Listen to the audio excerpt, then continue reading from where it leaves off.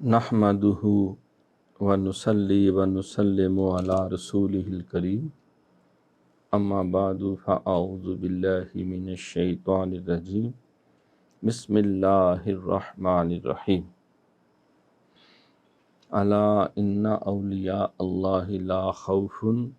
علیہم ولا هم یحزنون الذین آمنوا وکانوا یتقون۔ وقال النبی صلی اللہ علیہ وسلم قال اللہ تعالی اولیائی تحت قبائی لا یعرفهم سوائی۔ صدق اللہ مولانا العظیم وصدق رسولہ النبی الکریم۔ رب اشرح لی صدری ویسر لی امری واحلل عقدۃ من لسانی یفقہوا قولی۔ اللہم صلی علی سیدنا و مولانا محمد و آلہ و صحابہ سیدنا و مولانا محمد و بارک وسلم صلی علیہ۔ نگہ بلند سخن دین نواز، جاں پرسوز یہی ہے رخت سفر میر کارواں کے لیے۔ یقین محکم عمل پہم محبت فاتح عالم، جہاد زندگانی میں یہ ہیں مردوں کی شمشیریں۔ حمد و صلات کے بعد میرے انتہائی قابل صد احترام، قابل قدر، معزز و محترم حاضرین کرام و سامعین نظام، یہ ہماری ہفتہ وار مجلس دین و دانش، درس مکتوبات امام ربانی حضرت مجدد الافسانی رحمۃ اللہ تعالی علیہ، جلد اول مکتوب شریف نمبر 26۔ یہ مکتوب آپ نے حاجی محمد لاہوری کی طرف لکھا ہے، اس بیان میں کہ شوق ابرار کو ہوتا ہے مقربین کو نہیں، اور اس کے علاوہ جو وجد ہے، رقص ہے، اور اسی قبیل کے جو دیگر جذبات ہیں، ان کے بارے میں امام ربانی حضرت مجدد الافسانی رحمۃ اللہ علیہ نے سیر حاصل گفتگو فرمائی ہے۔ یہ شیخ عالم مولانا حاجی محمد لاہوری، یہ لاہور کے مفتی اعظم تھے، اور لاہور اس وقت یہ موجودہ لاہور نہیں تھا، بلکہ پنجاب کا دوسرا نام ہی لاہور تھا، اور پنجاب کی حدود یہ متحدہ جو پنجاب ہے، جو آج کل مشرقی پنجاب جو بھارت کے پاس چلا گیا، جس میں امرتسر ہے، فیروز پور ہے، لدھیانہ ہے، اور دیگر جو ہے وہ علاقے شامل ہیں، اور موجودہ جو پاکستان کے پاس پنجاب ہے، اور میر پور کا علاقہ اور پشاور تک، کابل سے پہلے کا جتنا علاقہ ہے، یہ سارا پنجاب کا حصہ تھا۔ یہ انگریزوں نے انتظامی سہولت کے لیے سن 1900 میں پشاور کو بھی علیحدہ کر دیا پنجاب سے، اور میر پور جو آج کل آزاد کشمیر میں، اس کو بھی علیحدہ کر دی، اور کچھ اور بھی تبدیلیاں اس کے اندر انہوں نے اپنی عملداری میں لائے۔ تو لاہور اس کو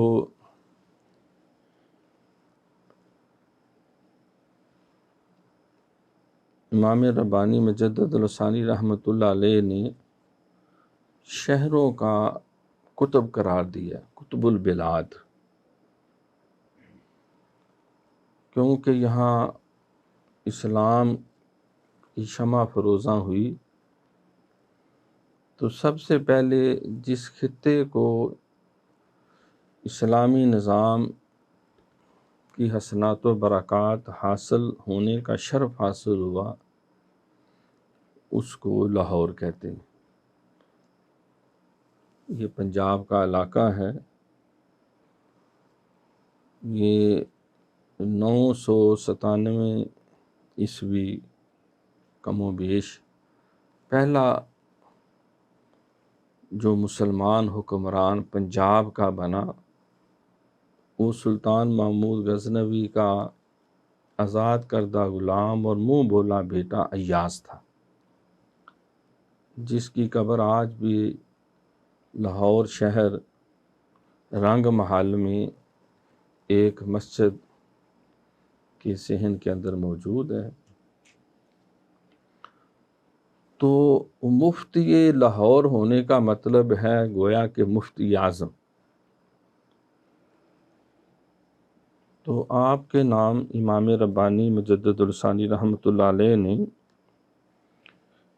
مکتوب شریف نمبر 26 اور 33 سے لے کر 36 تک 5 مکتوبات شریف آپ نے صادر فرمائے، جو آپ کے خاص مریدین اور رفقا میں تھے، جس میں آپ نے طریقت اور تصوف کی بڑی اہم ابحاث کو بڑے خوبصورت طریقے سے بیان فرمایا ہے۔ مفتی شیخ العالم مولانا حاجی محمد لاہوری کے بارے میں منتخب تواریخ کے اندر لکھا ہے کہ آپ بہت بڑے عالم تھے، تمام علوم دینیہ کے بھی اور علوم متداولہ کے، اور ایک بہت بڑا یہ اجتماع کیا کرتے تھے جب ختم بخاری شریف کی محفل ہوتی اور ختم مشکات شریف۔ ہمارے دینی مدارس کے اندر جو ہے یہ سب سے بڑی محفل سمجھی جاتی ہے کہ ختم بخاری، گویا کہ سیاستہ کی ساری کتابیں سبکن حرف بحرف پڑھنے کے بعد آخر میں بخاری شریف پڑھ کے، جس کو صحیح بخاری کہتے ہیں، پھر یہ سمجھا جاتا ہے تکمیل علوم دینیہ ہو چکی ہے، اور اب یہ دارالافتاء اور مفتی اور مکمل عالم دین اور سکہ عالم جو ہے وہ کہلانے کا حقدار ہے۔ جس طرح کوئی MBBS کو مکمل کر لیتا ہے، اس جاب کر لیتا ہے، پھر اس کو اتھارٹی مل جاتی ہے کہ وہ سرکاری نوکری کرے یا اپنا کلینک بنائے۔ تو علم کی دنیا میں تو آپ کا سب سے بڑا دارالعلوم بھی تھا، اور ان دو مواقع پہ ایک عظیم الشان اور پرتکلف جو ہے وہ عظمت ذکر مصطفیٰ صلی اللہ علیہ وآلہ وسلم اور علوم حدیث کے حوالے سے منعقد کرتے تھے۔ امام ربانی حضرت مجدد الثانی رحمۃ اللہ علیہ نے اپنے خط کا آغاز یوں فرمایا، اردو ترجمہ قاضی محمد عالم دین کا، اصل مکتوبات شریف فارسی میں۔ آپ فرماتے ہیں اللہ تعالیٰ ہم کو تم کو حضرت محمد صلی اللہ علیہ وآلہ وسلم کی شریعت کے سیدھے راستے پر ثابت قدم رکھے۔ یہ سب سے بڑی دعا ہے جو ہر مسلمان ہر نماز میں یہ دعا مانگتا ہے کہ اہدنا الصراط المستقیم۔ پھر آپ فرماتے ہیں حدیث قدسی میں وارد ہے، الا اطال شوق الابراری الی لقائی وانا الیہم لشد شوقا، کہ خبردار ابرار کا شوق میرے دیدار کے لیے حد سے بڑھ گیا، اور میں ان سے بھی زیادہ ان کی طرف مشتاق ہوں۔ تو یہ آپ نے حدیث قدسی جو ہے ابتدا میں جو نقل کی ہے، اور بھی کئی کتابوں میں محی الدین ابن عربی رحمۃ اللہ علیہ انہوں نے بھی استعمال کی اس حدیث کو، اور بھی دیگر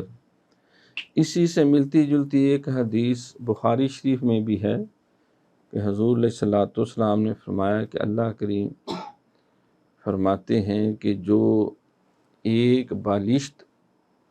یعنی ایک بالشت میری طرف آتا ہے تو میں ایک ہاتھ کا مطلب ہوتا ہے کہ بڑی انگلی کے ٹو سے لے کے یہ کونی تک کم و بیش 1 گز کہہ لیں یا 1 میٹر، جو ایک بالشت آتا ہے میں 1 میٹر آتا ہوں۔ بعض حدیث میں جو 1 قدم آتا ہے تو میں 70 قدم اس کی طرف کرم کے لیے رجوع کرتا ہوں، اس کی توبہ قبول کرتا ہوں۔ قرآن پاک میں بھی اللہ فرماتے ہیں فَاذْكُرُونِي أَذْكُرْكُمْ، جب جب تم میرا ذکر کرتے ہو تو میں تمہارا ذکر کرتا ہوں۔ یہ بھی حدیث ہے کہ سرکار نے فرمایا کہ اللہ کریم اپنے بندے سے 70 ماؤں سے بھی بڑھ کر پیار کرتا ہے۔ تو معلوم یہ ہوا کہ ایسا ہو نہیں سکتا کہ کوئی اللہ کی طرف رجوع کرے اور اللہ تعالیٰ اس کو نامراد اور بے آسرا چھوڑ دے۔ اللہ تعالیٰ نے خود اس بات کو متعدد مقامات میں بیان کیا، قرآن کی آیات بھی ہیں کہ ادعونی استجب لکم، تم مجھے پکارو میں تمہاری دعا سنوں گا۔ اور یہ بھی فرمایا کہ لا تقنطوا من رحمت اللہ ان اللہ یغفر الذنوب جميعا، اللہ کی رحمت سے تم نا امید نہ ہونا، اللہ سارے گناہ بخش دیتا ہے، وہ بڑا بندہ پرور ہے۔ یہ بھی فرمایا کہ یسالو، صحابہ نے عرض کی کہ حضور فرمائیں کہ اللہ کریم کو ہم کیسے بلائیں کہ وہ ہم سے کتنی دور ہے کتنی قریب ہے، تو فرمایا کہ وَإِذَا سَأَلَكَ عِبَادِي أَنِّي فَإِنِّي قَرِيبٌ أُجِيبُ دَعْوَةَ الدَّاعِ إِذَا دَعَانِ فَلْيَسْتَجِیبُوا لِی وَلْیُؤْمِنُوا بِی، میرے بندے جب آپ سے میرے بارے میں پوچھتے ہیں تو انہیں کہو میں قریب ہوں۔ قریب کا بھی فرمایا کہ نحن اقرب الیہ من حبل الورید، اے بندے میں تیری شاہ رگ سے بھی زیادہ تیرے قریب ہوں۔ تو مجدد پاک نے ابتدا میں یہ حدیث جو نقل کی تو اس کے پیچھے یہ ساری قرآن کی آیات اور دیگر احادیث، ایک حدیث میں سرکار فرماتے ہیں کہ اللہ کریم فرماتا ہے من سلک طریقا یطلب فیہ علما سلک اللہ بہ طریقا من طرق الجنہ، جو کسی بھی راستے پہ حصول علم کے لیے چلتا ہے تو اللہ فرماتا ہے میں خود اس کو جنت کے راستوں میں سے کسی راستے پر لگا دیتا ہوں۔ والذین جاہدوا فینا لنہدینہ سبلنا، یہ بھی قرآن میں اللہ نے فرمایا کہ جو لوگ میری طرف آنے کے لیے کوشش کرتے ہیں تو میں خود ان کی دستگیری کرتے ہوئے لنہدینہ سبلنا،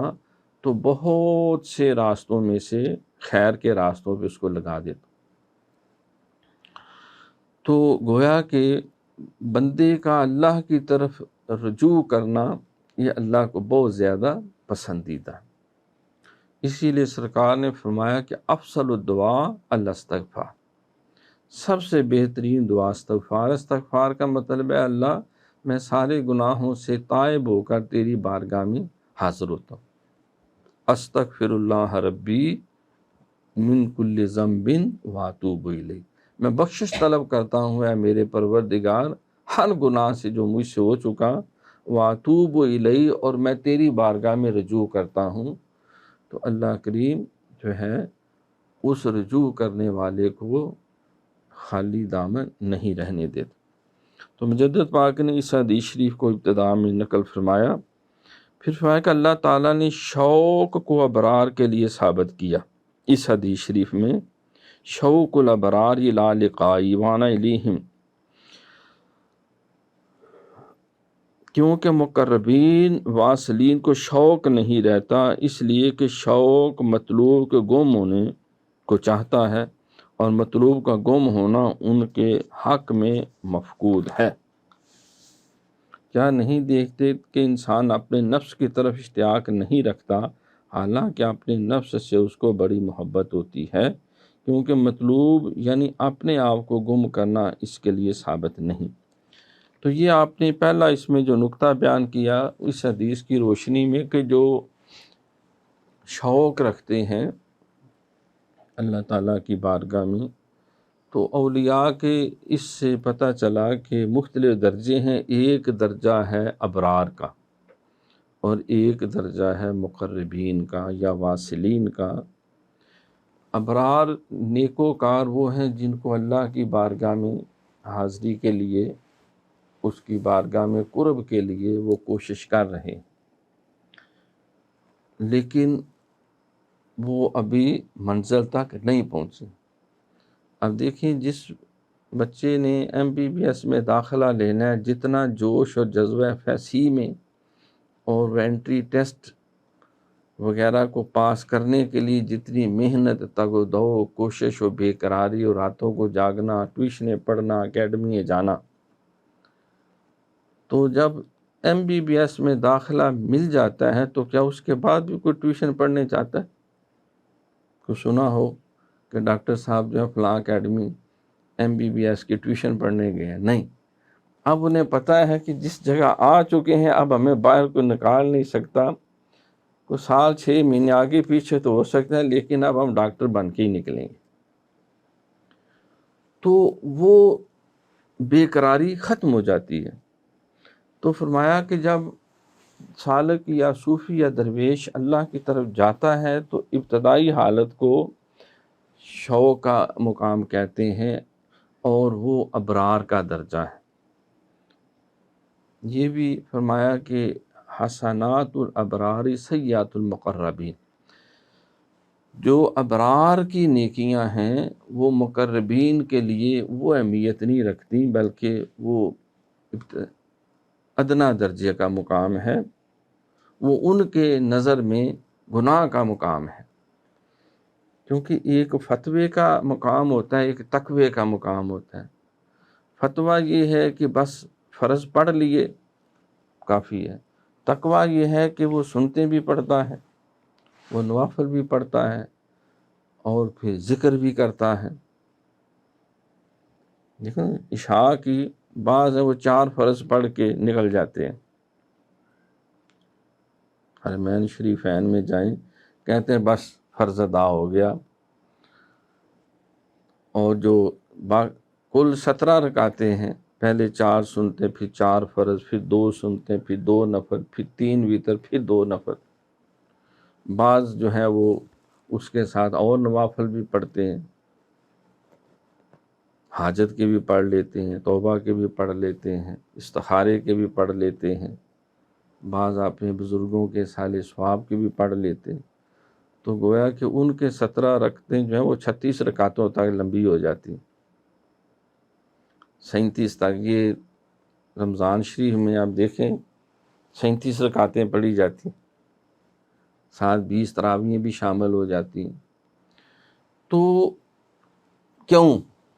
بعض کہتے ہیں نہیں ہم پڑھتے، آپشن ہے، تو وہ 4 فرض پڑھ کے کھسک جاتے ہیں رمضان شریف میں بھی، انہیں وہ فتووں پہ چل رہے ہیں۔ تقویٰ یہ ہے کہ پوری 37 رکعتیں پڑھیں، بلکہ زیادہ پڑھیں۔ حدیث قدسی میں اللہ فرماتا ہے کہ میرا بندہ جب نوافل پڑھ پڑھ کے میرے قریب ہو جاتا ہے، اتنا قریب ہو جاتا ہے کہ میں اس کے ہاتھ بن جاتا ہوں جن سے پکڑتا ہے، اس کی آنکھیں بن جاتا ہوں جس سے دیکھتا ہوں، اس کے کان بن جاتا ہوں جن سے سنتا ہے،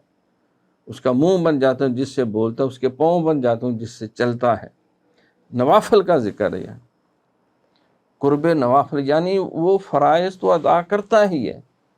تو فرائض کے بعد درجہ آتا ہے سنتوں کا، وہ سنت موقدہ بھی ادا کرتا ہے، سنت غیر موقدہ بھی ادا کرتا ہے، بلکہ وہ نوافل بھی ادا کرتا ہے۔ اس کو متقی کہتے ہیں، وہ تقوی کے مقام پر ہے۔ تو وہ فتووں کے بجائے تقووں پر، رخصت کی بجائے عزیمت پہ عمل کرتے ہیں۔ تو جو شوق جن کے دل میں آ جاتا ہے تو وہ ابرار کا مرتبہ ہے۔ شوق طوفان سمندر وانگوں اندر ٹھاٹھا مارے، آگ فراق نے مار بگایا واسطے دور پیارے۔ تو جس وقت صوفی ابتدائی منزل میں ہوتا ہے تو اس کا دل چاہتا ہے میں اللہ کا قرب حاصل کروں، میں اس کی رضا حاصل کروں، اور اس کو آگے سجائی کچھ نہیں دیتا، دکھائی کچھ نہیں دیتا۔ دل بر منو مکھ نہیں دسدا تے عشق پسند نہیں کردا، کھو پئی میری کیتی کتری سکا ہویا زردہ۔ علامہ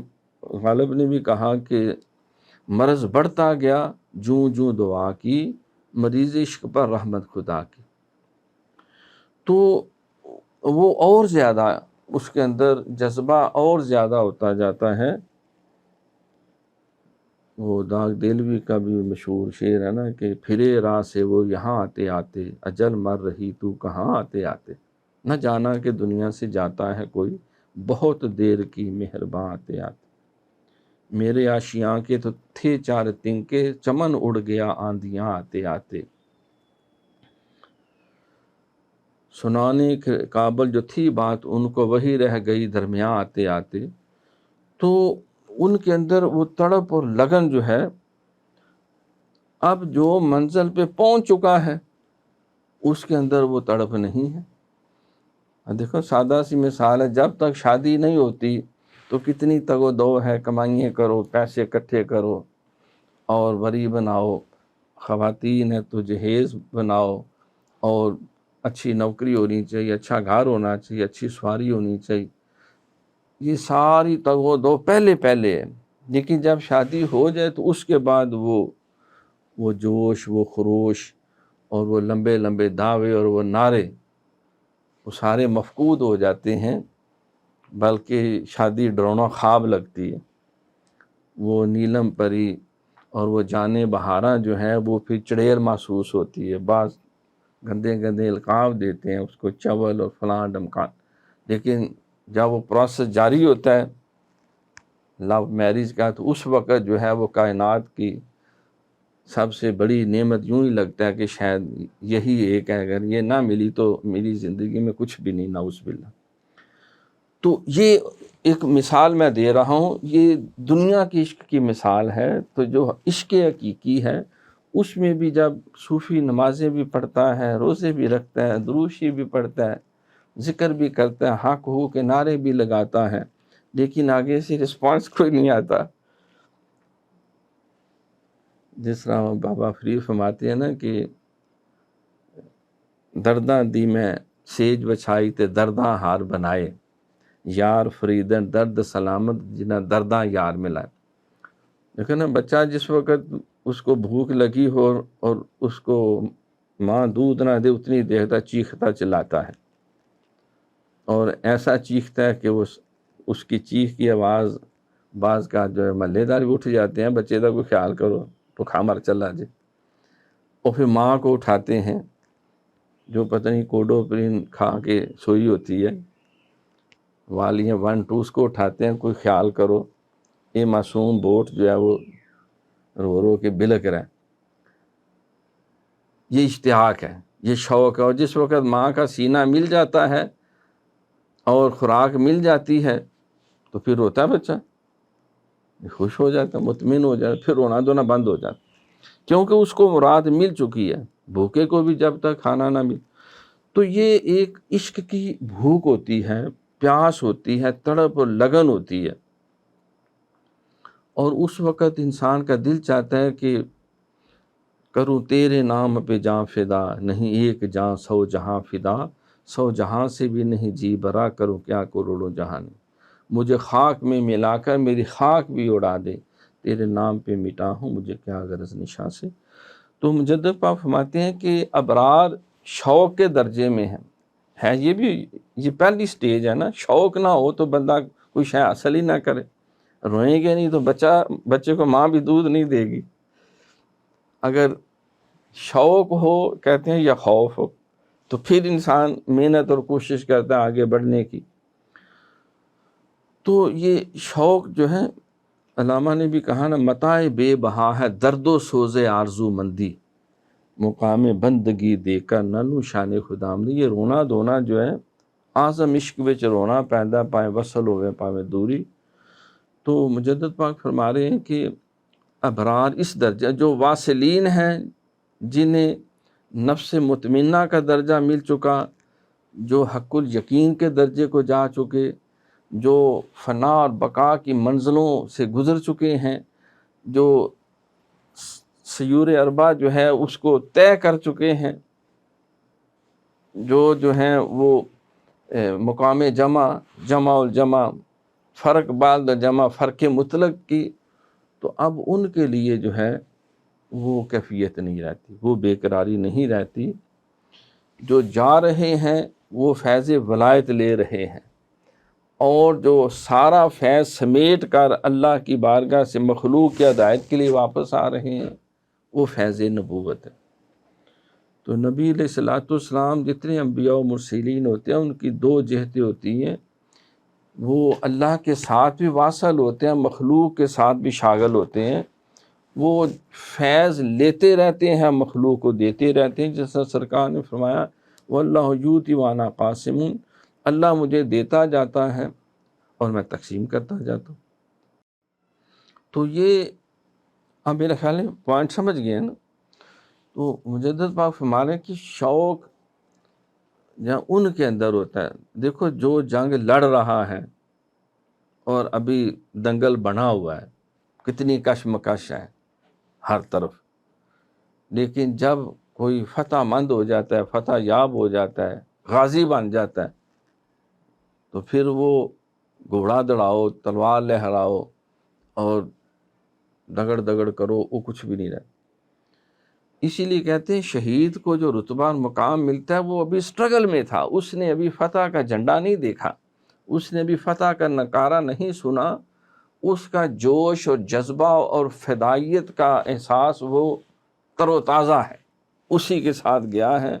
اور اللہ نے اس کو جنت میں بھیج دی۔ لیکن غازیوں کے لیے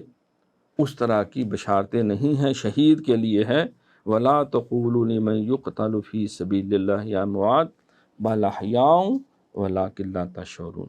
شہید کی جو موت ہے وہ قوم کی حیات ہے، شہید کا لہو جو ہے وہ قوم کی زکوٰۃ۔ شہادت مطلوب و مقصود مومن، نہ مال غنیمت نہ کشور کشے۔ تو لہذا جس کو مل چکا ہے وہ کیوں بے قرار ہوگا؟ آپ دیکھیں انسان کو اپنے جسم کے اعضاء سے پیار ہوتا ہے، دیکھیں آپ کی کوئی آنکھ چبونے کی کوشش کرے یا آپ کا کان مروڑے، آپ احتجاج کریں گے نا، کوئی یہاں کر بھئی کیا کر رہے ہو، ایک بال بھی توڑے، کیونکہ آپ کو اپنے وجود کی ہر شے سے پیار ہے، بہت زیادہ پیار ہے، لیکن اب کیونکہ وہ وجود کے ساتھ لگا ہوا ہے لہذا بندہ اس وقت اس کی قدر نہیں کرتا۔ تو اسی طرح جب کوئی واصل باللہ ہو جاتا ہے، وہ منزل مراد تک واصلین اور مقربین میں شامل ہو جاتا ہے، تو پھر جو ہے اس کے اندر سے ایسی جو بے قراری جو ہے وہ ختم ہو جاتی ہے۔ پھر آپ آگے فرماتے ہیں پس مقرب واصل کا حال جو اللہ تعالیٰ کے ساتھ باقی اور اپنے نفس سے فانی ہے، اللہ تعالیٰ کے ساتھ ایسے جیسے انسان کا حال اپنے نفس کے ساتھ، جس طرح ہمارے جسم ہمارے ساتھ ہے، ہمیں کوئی ٹینشن نہیں ہے، آنکھیں ٹھیک ہے، کان ٹھیک ہے، زبان، منہ، ناک، جسم کا سارے اعضاء، کوئی پریشانی، اور بندے کو کوئی اس طرح کی بے قراری بھی نہیں کہ یہ میرا ڈیلا نکل کے کسی اور کی آنکھ میں چلا جائے گا، یا میرا کان یہاں سے اتر کر جو ہے وہ کسی اور جگہ جا لگے گا، کوئی پریشانی۔ تو جو اللہ رب العالمین کے قرب کی منزلوں میں چلا جاتا ہے تو وہ پھر جس طرح کوئی شیر و شکر والا صاحب، اللہ اکبر۔ تو مجدد پاک فرماتے ہیں پس ثابت ہوا کہ ابرار ہی مشتاق ہوتے ہیں، جو ابھی کوشش کر رہے ہیں انہیں شوق ہوتا ہے، کیونکہ وہ محب فاقد ہیں، ابھی دور ہیں، محبت کر رہے ہیں لیکن منزل پہ نہیں پہنچے۔ اور ابرار سے ہماری مراد وہ شخص ہے جو مقرب واصل نہ ہو، یعنی جو ابھی حق الیقین کے درجے پہ نہیں پہنچا، جو ابھی نفس مطمئنہ کی سٹیج تک نہیں پہنچا، خواہ ابتدا میں ہو یا وسط میں، اگرچہ وسط سے رائی کے دانا کے برابر باقی رہا،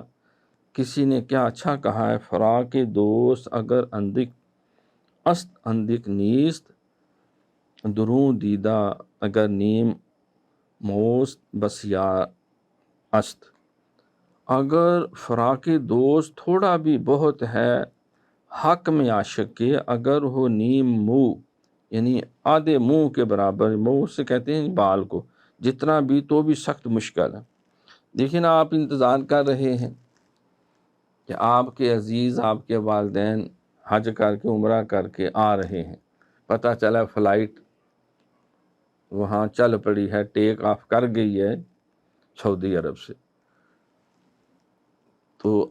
بے قراری قائم ہے ابھی۔ پھر انتظار کرتے ہیں، وہ گھڑی آ گئی، پتہ چلا نہیں آدھا گھنٹہ لیٹ ہے، جہاں آ جانا تھا پہلے، پھر اور زیادہ اشتیاق بڑھ جاتا ہے، پھر جو ہے وہ جہاز لینڈ کر جاتا ہے۔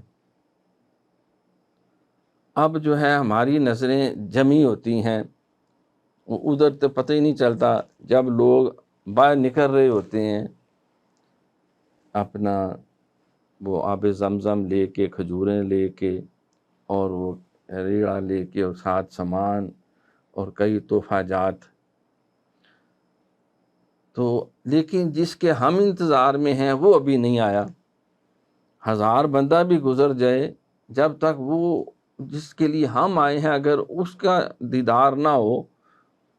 چاہے 2 منٹ بعد ہو جانا ہو، تو کیا وہ بے قراری ختم ہو سکتی؟ وہ بے قراری رہے گی۔ بے شک آدھے منٹ بعد وہ آ جائے، لیکن جب تک نہیں آیا تو نہیں آیا، چاہے اس میں آدھا منٹ چھوڑ کے 10 سیکنڈ کیوں نہ ہو۔ تو آپ فرماتے ہیں کہ جو بھی متوسط ہے، ابھی شوق کی منزلوں میں پھر رہا ہے، وہ اللہ کے قرب کی اس وادی میں نہیں گیا، اس ماحول میں نہیں گیا جو مقربین کا درجہ اور مقام ہے، تو گویا وہ منزل سے دور ہے، چاہے بال برابر پیچھے۔ دیکھو نا، وہ کچھ تو جہنمی ہوں گے، کچھ جنتی ہوں گے، کچھ درمیان میں جن کا مرتبہ اور مقام ہوگا، تو وہ یہ خواہش کریں گے کہ کاش ہمیں یہ ایک سوتر آگے جو ہے وہ جنت کے اندر، چلو سارا پاؤں نہیں، انگوٹھا رکھنے کی جگہ مل جائے، تو وہ اسی انتظار میں ہوں گے کہ ہمیں اتنا بھی مل جائے۔ جو دوزخ میں وہ کہیں گے چلو دوزخ سے نہیں تو درمیان والا جو درجہ اور مقام ہے، تو ہم ان میں ہی شامل ہو جائیں جن کو نہ ثواب ہو رہا ہے، یعنی نہ انعام مل رہا ہے اور نہ ماریں پڑ رہی ہیں، کم از کم ان میں درمیانے درجے والوں میں آ جائے۔ تو جب تک وہ دیکھو رزلٹ اناؤنس ہونے سے ایک لمحہ پہلے بھی پتہ نہیں چلا کس نے ٹاپ کیا ہے، تو وہ بے قراری اسی جگہ ہے۔ ہاں، جس وقت اناؤنسمنٹ ہو جائے گی تو اس وقت یہ کنفرم ہو جائے گا کہ فلاں جو ہے وہ کامیاب ہو چکا ہے۔ تو مجدد پاک نے بڑا اچھا شعر لکھا، پھر آگے فرمایا حضرت صدیق اکبر رضی اللہ تعالیٰ سے منقول ہے کہ آپ نے قاری کو دیکھا کہ قرآن پڑھ رہا ہے اور رو رہا ہے، اور اس کو دیکھ کر آپ نے فرمایا ہم بھی ایسا ہی کرتے تھے لیکن ہمارے دل سخت ہو گئے ہیں۔ آقا کا یہ فرمانا مدح بمشابہ الزم کی قسم سے ہے۔ اور خاک سار نے اپنے شیخ حضرت خواجہ محمد باقی باللہ قدس سرہ سنا ہے کہ آپ نے فرمایا کرتے تھے کہ منتہی واصل بسا اوقات شوق طلب کی آرزو کرتا ہے جو اس کو پہلے حاصل تھی۔ اب آپ فرماتے ہیں صدیق اکبر رضی اللہ تعالیٰ کا کی حدیث، آپ کا فرمان کہ آپ نے کسی کو دیکھا قرآن پڑھتے ہوئے اور بڑے شوق سے پڑھ رہا ہے، ساتھ آنسو بھی بہہ رہے، تو آپ اس نے دیکھ کے فرمایا کہ کبھی ہمارا بھی یہ حال تھا، ہم بھی قرآن پڑھتے تھے تو ساتھ زاروں کے تار روتے بھی تھے، لیکن اب ہمارے دل سخت ہو گئے ہیں، گویا کہ اب وہ ہماری کیفیت نہیں ہے۔ تو مجدد پاک فرماتے ہیں یہ آپ نے جو اپنی جو ہے بظاہر جو ہے وہ کمی کا اظہار کیا ہے، بظاہر یہ آپ نے اپنے آپ کو ملامت میں رکھا ہے، لیکن یہ آپ کی کمال درجے کی کسر نفسی ہے، اور یہ آپ کی مدح ہے۔ مثلا آپ کوئی ڈاکٹر بن چکا ہے، FCPS کر چکا ہے، تو وہ شخص جو ہے وہ جب دیکھتا ہے کہ کوئی FSC میں بھاگ دوڑ میں لگا ہوا ہے، نوٹس کٹھے کر رہا ہے، تیاری کر رہا ہے، دوڑیں لگی ہوئی ہیں، جو ہے وہ اینٹی ٹیسٹ پاس کرنا ہے، وہ کرنا ہے، تو وہ دیکھے کہے گا یار کبھی ہمارے اندر بھی اس طرح کا اشتیاق اور بھاگ دوڑ ہوتی تھی، لیکن اب تو ہم اس طرح کی اتنی محنت اور توجہ نہیں کرتے۔ تو کیا اس کا یہ مطلب ہے کہ وہ افسوس کر رہا ہے کہ میں کیوں ڈاکٹر بن گیا، میں FSC میں ہی رہتا، یا وہ یہ سمجھ رہا ہے کہ FSC والا بہتر ہے، مجھ جو اسپیشلسٹ ڈاکٹر ہے اسے نہیں؟ وہ اپنی ایک کسر نفسی کا اظہار کر رہے ہیں، کیونکہ وہ تو ان منزلوں سے کوسوں میل جو ہے آگے جا چکا جس میں ابھی وہ موجود ہے۔ ہمیں یاد ہے جب ہم PhD کر رہے تھے تو ہم نے کہا پتہ نہیں PhD ڈاکٹر کیسے ہوتے ہیں، بڑا سواد آتا ہوگا انہیں، تو کمال ہو گیا جب ساتھ لکھا جائے گا ڈاکٹر فیاض احمد، ڈاکٹر عبدالکریم۔ تو ایک دن ہمارے استاد محترم وہ ایک PhD کی ڈگری لے کے آگے، کہتے بھائی یہ چھوٹا سا کاغذ ہے جو آپ کو ملے گا ساری منزلیں طے کرنے کے بعد۔ اور پھر ہم سارے پکڑ پکڑ کے اس کو دیکھ رہے تھے، کوئی تصویریں کھینچ رہا تھا، اچھا بڑی گل ہے۔ اب جب وہ ہو چکا ہے تو اب دوسروں کو دیکھتے ہیں جو MPhil PhD کر رہے ہیں، تو اس طرح کی وہ بھاگ دوڑ نہیں ہے۔ میں نے ایک ہمارے بڑے اچھے دوست ہیں کافی عرصے کی ڈاکٹریٹ کر چکے، میں نے کہا آپ کوئی مزید ریسرچ کر رہے ہیں؟ کہتے فاروقی صاحب جتنی مار کھا بیٹھے اب دوبارہ کھانے کو دل نہیں چاہتا، ٹارگٹ اچیو ہو گیا، کوئی نہیں اب اور نئے کام کریں۔ تو مقصد یہ ہے سیدنا صدیق اکبر رضی اللہ عنہ کا فرمانا کہ یہ ایک ابتدائی دور ہے، یہ درد اور سوز کی جو کیفیت ہے، مجدد پاک نے اپنے پیر و مرشد کا قول نقل کیا کہ بعض کا انسان جب اس منزل سے گزر جاتا ہے تو وہ خواہش کرتا ہے کہ وہ شاید منزل اچھی تھی۔ ہمیں بھی بعض ساتھی کہتے ہیں جی پہلے بڑی اچھی اچھی خوابیں آتی تھی، جب سے آپ نے یہ ذکر نفی صبح شروع کرایا خوابیں بھاگ گئی ہیں، اب تو خواہ میں لدڑ نظر آتے ہیں اور خون خار بھیڑیے ہیں اور بڑے بڑے سور ہیں، اور ان کے ساتھ زور آزمائی ہو رہی ہے، تلواریں چل رہی ہیں، کبھی آندھی ہیں، کبھی آگ ہے، کبھی لگڑ بگڑ ہیں۔ وہ وقت اچھا تھا جب خواب میں کبھی مدینہ شریف جا رہے ہیں، کبھی کعبے کا طواف کر رہے ہیں، کبھی بزرگوں سے مل رہے ہیں، کبھی جو ہواؤں میں اڑ رہے ہیں، اڑن کٹولوں پہ بیٹھے ہیں۔ اور بھائی وہ تو ابتدائی منزل تھی۔ دیکھو نا بچہ جب پہلی جماعت میں ہوتا ہے تو اونچا اونچا پڑھتا ہے، 1 دونی دونی 2 دونی 4 3 دونی 6 4 دونی 8، تو اونچی اونچی آواز میں۔ پھر جب اگلی کلاسوں میں جاتا ہے کہتا ہے چپ خاموشی نہ پڑھ، پھر وہ منہ میں پڑھتا ہے، پھر اگلی سٹیج آتی ہے کہتا منہ کیوں لا رہے ہو، نظروں سے پڑھو۔ تو اب تم بھائی 10ویں میں ہو، انٹر میں آ گئے ہو، گریجویشن میں آ گئے ہو، اب تم نگاہوں سے پڑھو، یہ اونچی اونچی آواز سے پڑھنے کا کیا مقصد ہے؟ وہ منزل گزر چکی، لیکن اس میں بھی ایک سواد ہوتا تھا۔ استاد 2 گروپ بناتے تھے، ایک کہتا ہے 1 دونی دونی پورا زور، وہ کہتے 2 دونی 4 3 دونی 6 4 دونی 8 5 دونی 10 6 دونی 12، تو وہ ایسے یعنی زور لگا لگا کے ادھر سے وہ ادھر سے زور لگاتے تھے۔ تو یہ ابتدائی سٹیج تھی، لیکن جب پہاڑے یاد ہو گئے 16 تک اس وقت کراتے تھے، اس کے بعد کبھی نہیں انہوں نے اس طرح میں کھڑا کر کے زور لگوایا۔ وہ کہتے تھے ایک سانس میں جو ہے وہ سارے پارٹس آف اسپیچ سناؤ، ایک سانس میں جو ہے وہ تمام جو ہے وہ پروناؤن کی ڈگریاں سناؤ، آئی میں می وہ یا رفس یو یو یو ہی از ہم شی ہر ہر اٹ دے دے ڈیم، آئی میں می وہ یا رفس، ایک سانس میں 12 ٹینس پڑھ کے سنو۔ پڑھتے تھے، لیکن جب یاد ہو پھر انہوں نے کبھی نہیں کہا، لیکن اس میں بھی ایک سواد ہوتا تھا۔ تو مجدد پاک فرماتے ہیں کہ یہ ابتدا بعض کا انسان پیچھے کو دوڑتا ہے۔ بعض مریدین یہ اپنی شیخ سے اعتراض بھی کرتے ہیں، دیکھو جی پہلے تو بڑی دقت آتی تھی اور بہت ہی سواد آتا تھا، اب جو ہے وہ حیرانی ہوتی ہے اور تعجب ہوتا ہے۔ تو شاید ہم پیچھے چلے گئے ہیں، ہم منزل سے گر چکے ہیں، حالانکہ ہم نمازیں بھی پڑھ رہے ہیں، حلال حرام کے بھی تمیز کرتے ہیں، اسباق شریعت اور طریقت دونوں کا خیال رکھتے ہیں۔ تو پھر شیخ بتاتا ہے بھی وہ منزل گزر چکے، اب اگلا مقام ہے، تو اب پچھلے مقام کے بارے میں پریشان ہونے کی ضرورت نہیں۔ اللہ اکبر۔ پھر جو ہے آپ فرماتے اور شوق کے دور ہونے کے لیے اول مقام سے بڑھ کر کامل ایک اور مقام ہے،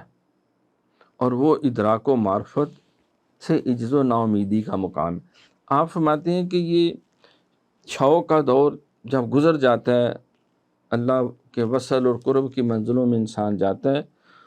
تو وہاں جا کے پھر اس کو ایک نیا ادراک اور معرفت ہوتی ہے کہ حیرت ہوتی ہے، اور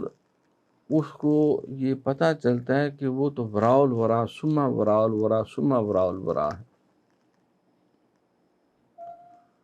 یعنی قرب کے منزلوں میں جا کر بھی اللہ کا قرب کہاں، انسان بندہ کہاں اور خدا کہاں۔ جس طرح بعض حدیث میں آتا ہے، سرکار فرماتے ہیں کہ جبریل امین براق کے ساتھ معراج کی رات سدرۃ المنتہا، انہوں کہ اس سے آگے حضور میں نہیں جا سکتا، آگے جاؤں گا تو پر جل جائیں گے۔ سرکار فرماتے ہیں ایک نئی سواری رف، پھر اس سے آگے پھر ایک ایسا مقام ہے اب کوئی سواری نہیں، اور آواز آتی ہے ادلو منی، میرے قریب آ جاؤ۔ تو میں ایک قدم اٹھاتا ہوں تو جتنا گھر سے براق کے ساتھ رف کے ساتھ سارے ان سواریوں کے ساتھ سفر کیا تھا، ان سے دگنا سفر میں محمد صلی اللہ علیہ وسلم ایک قدم میں اس سے دگنا فاصلہ طے کر جاتا ہوں، میری رفتار اتنی بڑھ جاتی ہے۔ پھر آواز آتی ادلو منی، اور قریب آؤ، ثم دنا فتدلی فکان قاب قوسین او ادنا۔ قرآن میں اللہ فرماتا ہے کہ میرا محبوب میرے قریب ہوا، پھر میں قریب ہوا، اتنا قریب ہوا اس سے جس طرح دو کمانیں ساتھ ہوتی، بلکہ اس سے بھی قریب ہوا۔ تو سرکار فرماتے ہیں 70,000 دفعہ مجھے یہ آواز سنائی دی، اور ہر دفعہ میں اتنا فاصلہ طے کرتا جتنا گھر سے وہاں تک کیا تھا، ہر قدم ڈبل۔ اب آقا تیری معراج کے تو لوح و قلم تک پہنچا،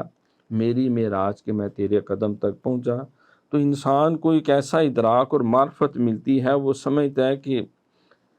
یہ سارے منزلیں طے کر کے بھی عاجز اور انکساری ہے، کیونکہ شوق وہاں ہوتا ہے جہاں کے مطلوب حاصل ہونے کی امید ہو، پس جہاں امید نہیں شوق بھی نہیں۔ اللہ اکبر۔ تو جب نہایت کمال تک پہنچنے والا ایسا کامل شخص عالم کی طرف بدستور رجوع کرتا ہے، تو عالم کی طرف رجوع کرنے سے مطلوب کے گم ہونے کی وجہ سے پھر بھی شوق اس کی طرف عود نہیں کرتا،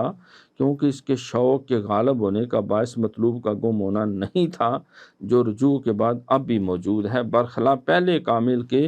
کہ عالم کی طرف رجوع کرنے کے وقت فقدان کے حاصل ہونے سے جو اول ظاہر ہو چکا تھا، پھر اس کی طرف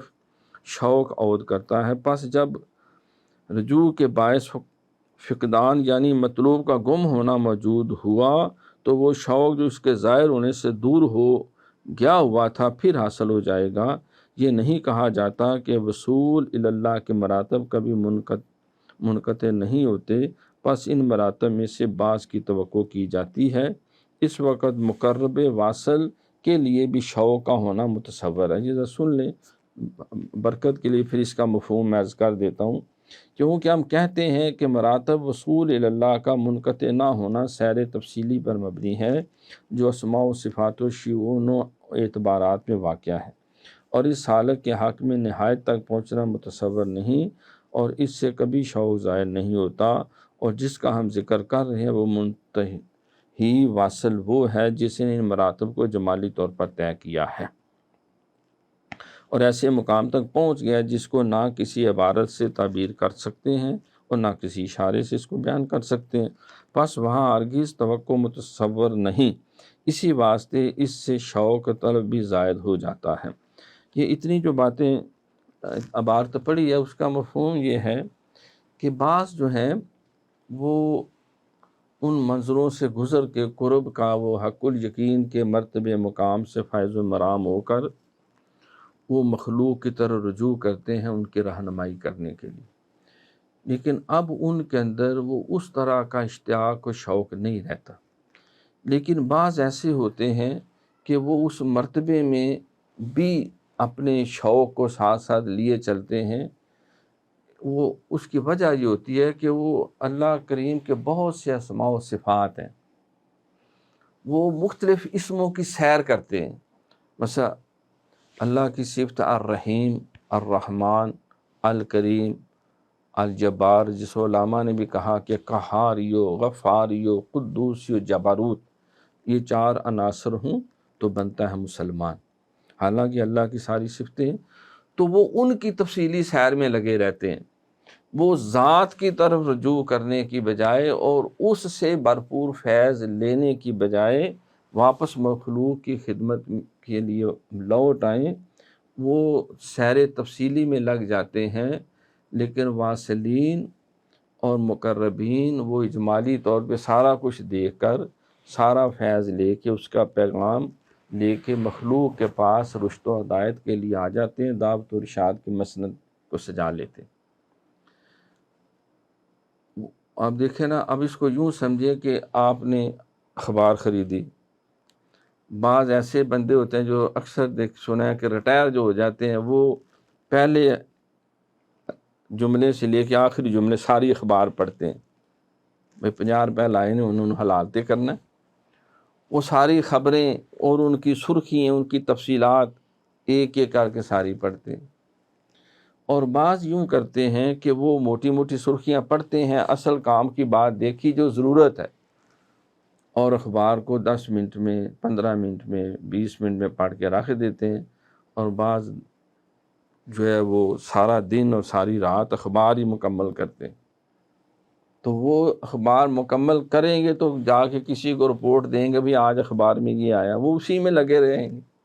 بھائی جمالی طور پہ اوورآل ایک پیغام لو، اہم خبریں، سرخیاں دیکھو، اور آگے جس کو رپورٹ کرنی جا کے رپورٹ کرو، لوگوں کو بتا دو بھئی یہ آج کی اہم خبریں ہیں، یہ خاص پروگرام۔ تو وہ تفصیلات میں جو پھنس جاتے ہیں وہ ادھر ہی گم رہتے ہیں، اور دوسرے اجمالی طور پر وہ ان منزلوں سے گزر کر وہ مخلوق کی رشد و ہدایت کے کاموں میں لگ جاتے ہیں۔ پھر آپ فرماتے ہیں اور یہ حال خواص اولیاء کا ہے، کیونکہ یہ وہ لوگ ہیں جو صفات کی تنگی سے عروج کر کے دربار الہی تک پہنچ گئے ہیں، وہ ان تفصیلات میں نہیں جاتے، برخلاف ان لوگوں کے جو صفات میں تفصیلی طور پر سالک ہیں اور شیونات میں ترتیب وار سیر کرنے والے ہیں۔ ایک ایک خبر پڑھنا وہ شروع کر دیتے ہیں، ایک ایک ایڈورٹائزمنٹ کے پیچھے لگ جاتے ہیں، کیونکہ یہ لوگ تجلیات صفاتیہ میں ہمیشہ تک محبوس رہتے ہیں، بند رہتے ہیں، اور مراتب وصول ان کے حق میں صفات تک ہی ہیں، اور بارگاہ خداوندی تک عروج کرنا صفات و اعتبارات میں اجمالی سیر کے سوائے متصور نہیں، اور جس کی سیر سماع میں تفصیلی طور پر واقع ہو وہ صفات و اعتبارات میں مقید رہا۔